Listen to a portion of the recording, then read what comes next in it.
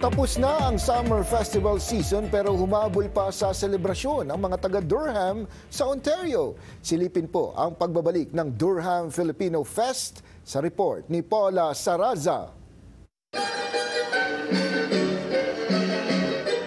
Isang araw ng pagdiriwang ng kulturang Pilipino ang nasaksihan sa pagbabalik ng Durham Filipino Fest sa downtown Oshawa ngayong Sabado. I was surprised because, it's not in the usual schedule of festivals, but I'm very happy to hear that there is a Filipino community, a growing Filipino community here in Durham. Hinulayan at pinasaya ng komunidad ang lugar sa hatid ng mga cultural performances mula sa mga talentadong kababayan, kabilang ang mga pioneer sa komunidad sa Durham. We are preserving yung yung Filipino culture. Kaya we should keep it up for the young generation upcoming, and we were trying to uplift or bring them together so that we don't lose our culture. 2019 ang umpisahan ng founder na si Lee Aaron ang Durham PhilFest na layong tipunin ang dumaraming bilang ng mga kababayan sa rehiyon.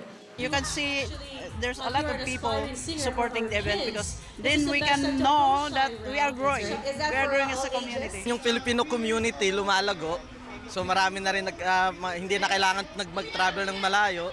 So okay na rin pumunta. Yung mga malalapit, hindi na kailangan mag-commute. Maglalakad na lang sila. 5 minutes driving na lang. 3 taon mang virtual ang selebrasyon dahil sa pandemya.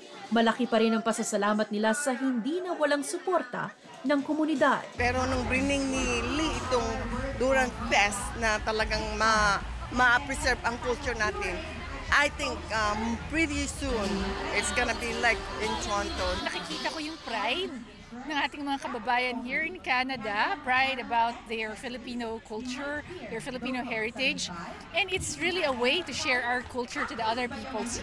Ang Durham PhilFest ang kauna-unahan at natatanging Pinoy festival sa Durham Region.